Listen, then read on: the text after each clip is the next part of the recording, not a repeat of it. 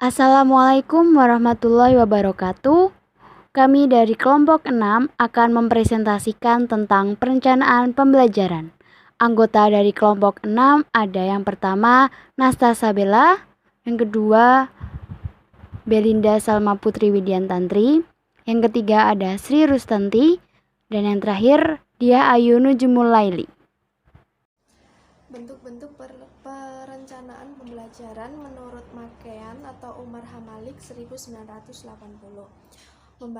membagi bentuk-bentuk perencanaan ke dalam 3 bagian, yaitu perencanaan jangka panjang, yang kedua ada perencanaan jangka pendek, dan yang ketiga ada unit pembelajaran. Untuk lebih jelasnya akan diuraikan sebagai berikut. Yang pertama, perencanaan jangka panjang atau long range planning adalah mengembangkan dan memelihara perspektif yang berkenaan dengan konsepsi secara menyeluruh tentang pembelajaran yang akan diberikan. Karena itu, guru perlu memiliki keterampilan dalam membangun unit sumber atau resource sumber dan unit pembelajaran atau teaching unit yang memuat organisasi pembelajaran. Yang kedua, ada perencanaan jangka pendek atau short range planning, harus fleksibel dan adaptif dan harus terarah pada kegiatan pembelajaran harian dalam kelas. Dan yang ketiga ada unit pembelajaran yang dikenal dengan satuan pembelajaran. Dalam perencanaan ini hendaknya siswa diberikan kesempatan memberikan kontribusinya terhadap perencanaan. Kesempatan ini akan turut memperkaya kemungkinan untuk mencapai tujuan instruksional. Nah, sedangkan pendapat lain tentang perencanaan dikemukakan oleh Xiaodi 1988 yang mengemukakan bahwa guru mengembangkan perencanaan dalam bidangnya untuk jangka waktu 1 tahun atau 1 semester atau beberapa jam saja. Untuk 1 tahun dan semester disebut sebagai program unit, sedangkan untuk beberapa jam pelajaran disebut program satuan pelajaran yang masing-masing memiliki komponen yang sama, yaitu tujuan, bahan, metode, dan evaluasi. Perbedaan hanya terletak pada keleluasaan dan kedalaman masing-masing level. Yang selanjutnya berdasarkan Andreson Molyasa 2004 membedakan perencanaan dalam 2 kategori, yaitu perencanaan jangka panjang dan perencanaan jangka pendek.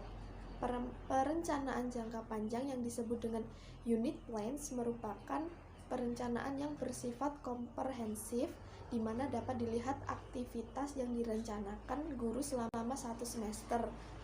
Perencanaan umum ini memerlukan uraian yang lebih rinci dalam perencanaan jangka pendek yang disebut dengan perencanaan jangka pendek.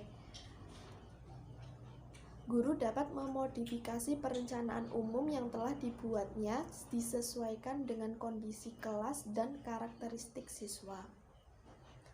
Perencanaan unit dimulai dengan pertimbangan isi atau konten yang telah ditetapkan dalam kurikulum nasional yang berlaku. Selanjutnya, prioritas utama yang harus dipertimbangkan dalam tahap ini adalah informasi yang telah diidentifikasi seperti jumlah siswa, materi yang akan disampaikan, pendekatan pembelajaran, dan kemungkinan sumber belajar. Lalu bentuk-bentuk perencanaan lain dikemukakan oleh Loring dari Savage dan Armstrong 1966-124. Menurut mereka, guru-guru akan menggunakan perencanaan jangka panjang dan jangka pendek. Perencanaan jangka panjang disebut unit plan yang berisi garis besar atau outlines mengenai apa-apa yang dikerjakan selama 1 tahun pembelajaran.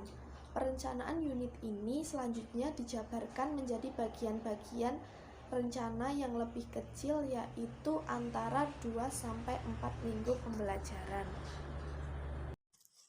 Komponen perangkat pembelajaran pada umumnya dibagi menjadi 6, Yang pertama ada silabus. Silabus ini adalah suatu rancangan pembelajaran yang berisikan rencana bahan ajar mata pelajaran tertentu pada jenjang dan kelas tertentu.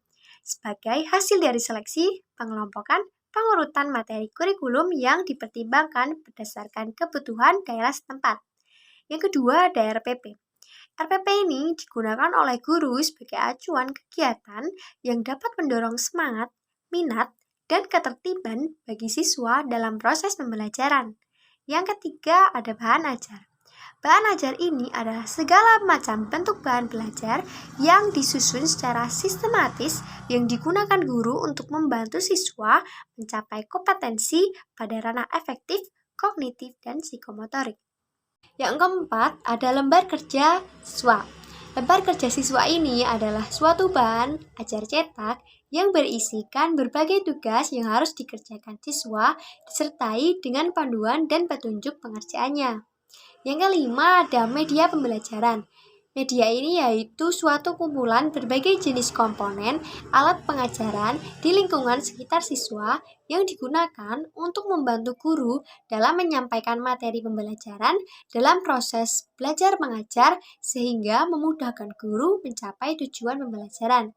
Yang keenam yaitu instrumen penilaian, yaitu suatu proses pengumpulan dan pengolahan informasi untuk mengukur pencapaian hasil belajar siswa, dan hasil tersebut digunakan untuk menentukan keputusan dan kebijakan secara instruksional. Teori penyusunan perangkat pembelajaran. Yang pertama dikemukakan oleh Nazarudin 2000 dan Majid 2005. Perencanaan pengajaran dan pembelajaran dilakukan sebelum pembelajaran itu dimulai. Yang kedua, dikemukakan oleh Hamalik 2005. Guru harus mempersiapkan perangkat pembelajaran sebelum pembelajaran itu dimulai. Perangkat pembelajaran yang harus dikembangkan antara lain yang pertama ada silabus, yang kedua ada rencana pelaksanaan pembelajaran atau RPP, yang ketiga ada bahan ajar atau LKS, dan yang keempat adalah evaluasi atau soal-soal tes. Salah satu kompetensi dasar guru adalah kemampuan menggunakan media atau sumber belajar dengan pengalaman belajar. Yang termasuk di dalamnya adalah membuat alat-alat bantu pelajaran sederhana, meliputi A. Mengenali bahan-bahan yang tersedia di lingkungan sekolah untuk membantu alat-alat bantu. B. Mempelajari perkakas untuk membuat alat-alat bantu mengajar. Hal ini disampaikan oleh Hamalik pada tahun 2005. Guru harus mempersiapkan perangkat sebelum melaksanakan proses pembelajaran. Sedangkan perangkat yang akan dikembangkan antara lain yaitu yang pertama silabus, kemudian yang kedua rencana pelaksanaan pembelajaran atau RPP, kemudian yang ketiga yaitu bahan ajar atau LKS, dan yang keempat adalah evaluasi atau soal-soal tes. Sekian presentasi dari kelompok kami. Apabila ada kurang dan lebihnya kami mohon maaf. Wabillahi taufiq wal hidayah. Wassalamualaikum warahmatullahi wabarakatuh.